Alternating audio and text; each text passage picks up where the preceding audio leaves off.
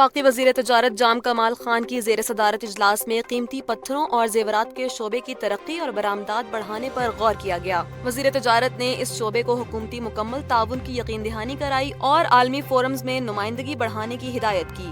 SRO 760 کی بحالی اور 924 سے استثناء پر بھی بات ہوئی، جبکہ خواتین و دیہی ہنرمندوں کی شمولیت پر زور دیا گیا۔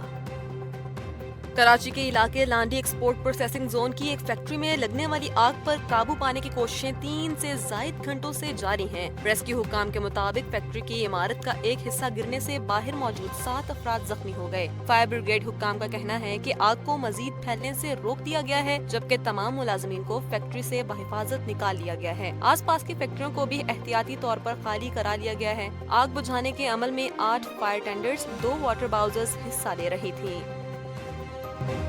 وزیر اعظم محمد شہباز شریف نے لاہور ہائی کورٹ کے سابق چیف جسٹس میاں اللہ نواز کے انتقال پر گہرے دکھ اور افسوس کا اظہار کیا ہے۔ وزیر اعظم نے کہا ہے کہ میاں اللہ نواز نے عدلیہ کے شعبے میں گراں قدر خدمات سر انجام دی۔ ان کی قانونی بصیرت اور دیانتداری ہمیشہ یاد رکھی جائے گی۔ انہوں نے مرحوم کے اہل خانہ سے تعزیت کا اظہار کرتے ہوئے کہا ہے کہ اس مشکل وقت میں ہم ان کے غم میں برابر کے شریک ہیں۔ وزیر اعظم نے مرحوم کے درجات کی بلندی اور لواحقین کے لیے صبر جمیل کی دعا بھی کی۔ پاک فوج نے ایک بار پھر انسانیت کی خدمت کی شاندار مثال قائم کرتے ہوئے سوات کے علاقے بابوزئی میں زمرد کی کان میں پھنسے 4 مزدوروں کو کامیاب ریسکیو آپریشن کے بعد بحفاظت نکال لیا۔ یہ واقعہ گزشتہ رات پیش آیا جب کان اچانک بیٹھ گئی اور مزدور اندر پھنس گئے۔ اطلاع ملتے ہی پاک فوج کے خصوصی دستے نے دشوار گزار پہاڑی علاقے میں بروقت امدادی کارروائیاں شروع کی۔ کئی گھنٹے طویل اور خطرناک آپریشن کے بعد تمام مزدوروں کو زندہ اور محفوظ نکال لیا گیا۔ مقامی افراد اور مزدوروں کے اہل خانہ نے پاک فوج کا شکریہ ادا کیا، جبکہ ریسکیو میں مقامی انتظامیہ اور دیگر اداروں نے بھی بھرپور کردار ادا کیا۔ یہ آپریشن اس بات کا ثبوت ہے کہ پاک فوج ہر مشکل گھڑی میں قوم کے ساتھ کھڑی ہے۔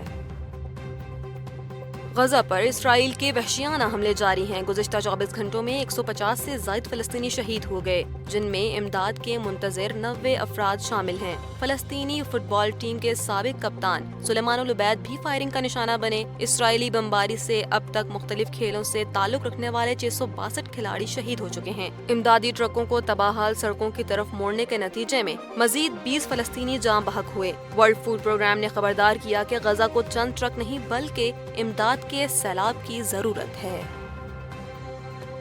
پاکستان اسٹاک ایکسچینج میں مسلسل زبردست تیزی کا رجحان جاری ہے اور 100 انڈیکس تاریخ کی بلند ترین سطح پر پہنچ گیا ہے۔ کاروباری ہفتے کے چوتھے روز انڈیکس میں 823 پوائنٹس کا نمایاں اضافہ ریکارڈ کیا گیا، جس کے بعد انڈیکس 1,45,912 پوائنٹس پر پہنچ گیا۔ دوران کاروبار 100 انڈیکس 1,45,941 کی بلند ترین سطح کو بھی چھو گیا۔ گزشتہ روز انڈیکس 1,45,088 پوائنٹس پر بند ہوا تھا۔ سرمایہ کاروں کے اعتماد اور مثبت معاشی اشاریوں کے باعث مارکیٹ میں مسلسل بہتری دیکھی جا رہی ہے۔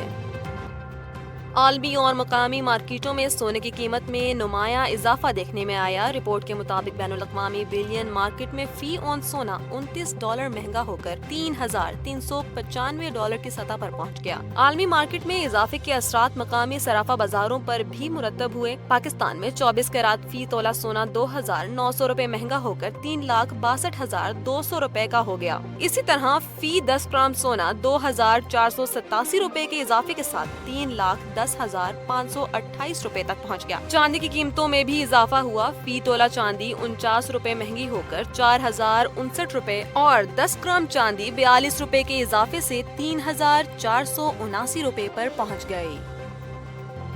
پنجاب کے بیشتر اضلاع میں آئندہ 24 گھنٹوں کے دوران مزید بارشوں کا امکان ہے، جبکہ مانسون بارشوں کا چھٹا سپیل آج ختم ہونے کا امکان ظاہر کیا جا رہا ہے۔